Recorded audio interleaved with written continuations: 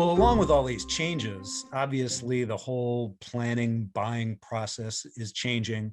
Another big disruption this year, was the upfronts, which, the pandemic hit at exactly the either wrong or right time, however you look at it, for the TV, buying season. And, I think there's some lasting lessons from that. Certainly things I'm going to be looking at in the upfront season this year. Because what happened last year, no advertiser in their right mind was going to commit millions of dollars, not knowing what the future was going to hold. And so the media companies were forced to be much, much more flexible in their terms than they ever had been. Advertisers really liked that.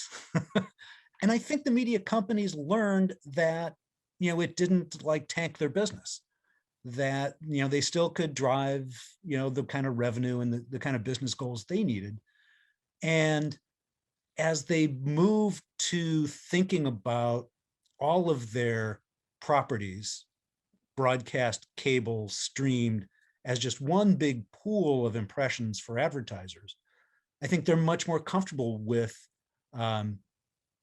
giving more flexibility. So I'm expecting this year the upfronts to focus more and more on what are those terms of flexibility. I totally agree. I think this year will be probably the first year of kind of the foundation of what the upfronts will become moving forward. And so this will be because of the just systemic or tectonic shock to the system last year. This will be the first year where there's going to be we're building the cornerstone of the castle this year, right? This will be one of the cornerstones, and then we'll build the rest over the next couple of cycles, and then we'll start kind of rebuilding what the upfronts will be in the future. But this year will be the first year of that rebuilding era, I guess, of the upfronts. And I think the name of the game will be things like you said. It'll be flexibility. It will be optionality across linear and CTV to deliver as a marketer. It will introduce programmatic into the upfront conversation more than it's ever been a part of that conversation. All of the broadcast networks are thinking about this too, kind of from the other side of that table, where how do they offer more flexibility and delivery across different screens? And I think it's going to bring just a new shift change to that conversation that we've never seen before. And I think the outcome is actually incredible for both parties. From a marketer perspective, you're getting to bring your own data, you're getting to manage a campaign more holistically across a media company's portfolio and across various screens. You're getting the ability to leverage data later on to see what the outcomes were, both online and offline. All of that is a super positive for a marketer. And then from the broadcaster or the content owner's perspective, when you give the marketer and the brand that ability to be selective and that ability to decide on buying this impression versus that one, that often comes with a pricing premium. And so then when you look at it from a content owner's perspective, this is an amazing way for them to continue to think about how they're monetizing all this incredible content that they've got and bringing different offerings to the table that introduce new products and new offerings to the marketer that allow them to leverage data that also help benefit the yield of the supplier. And all of that really should be a win-win across the board, because if I can leverage data as a marketer and I as a content owner can continue to fund all the amazing content that I produce for my services, that feels like a win-win. And I think those conversations are going to change forever starting this year at the upfronts. Yeah, well, I was really interested to hear you say things like the cornerstone of rebuilding the upfront, because there's been so much talk for so long about how the upfronts are antiquated and programmatic is the way to go, and who needs those, old fashioned, dog and pony shows, et cetera, et cetera. And, what I think the industry is learning, again, I think the digital people are starting to learn this, that, it isn't all about, cocktail parties and, glitzy, gatherings. There is a solid business rationale, both for the media owners and for the advertisers, to make those commitments up front. And, where the biggest friction in the upfronts has been over, the last few years has been that rigidity in the past, where you had to commit to a very specific kind of schedule, a year in advance. And, it was bad enough before the days of streaming and before the disruption of the last year.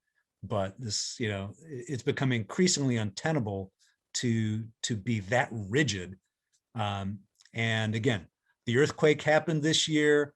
The buildings are still standing, and maybe they need a little reinforcing, just to completely torture the metaphor here. But finding those new ways to work within that idea of these upfront commitments, but having that ability to be flexible and to fine tune things as the year unfolds, I think will make the upfronts as valuable, maybe more valuable than they ever have been.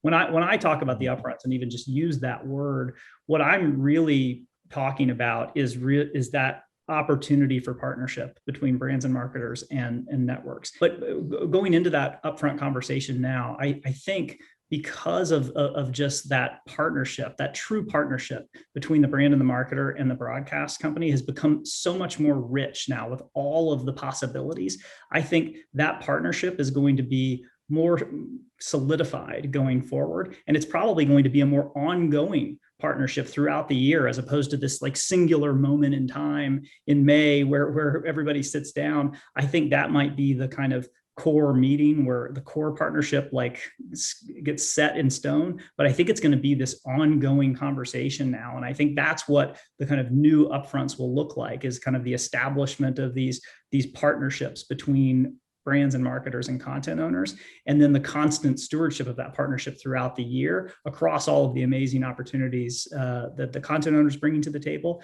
and the flexibility and optionality that the brand is going to want to deliver to different audiences in different environments throughout the year.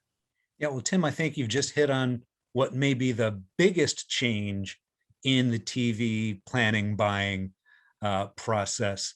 The idea that it is a partnership and a collaboration, not an arm wrestling match over how do I get the lowest CPMs, right? Because that's what the past has been. And like agencies have won or lost business because they could promise the lowest CPM in those negotiations.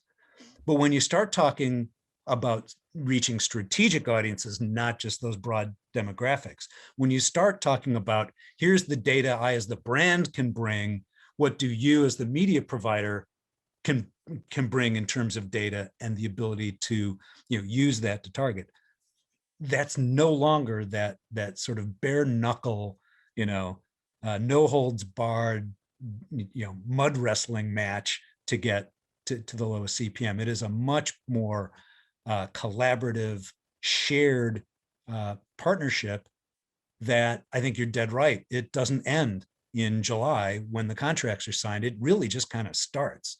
Conditions in the marketplace change constantly, consumers change constantly, and using that flexibility and that optionality, as you say, to keep as close to the market and as close to those target consumers as possible is really what's going to make those relationships between brands and media companies really sing going forward.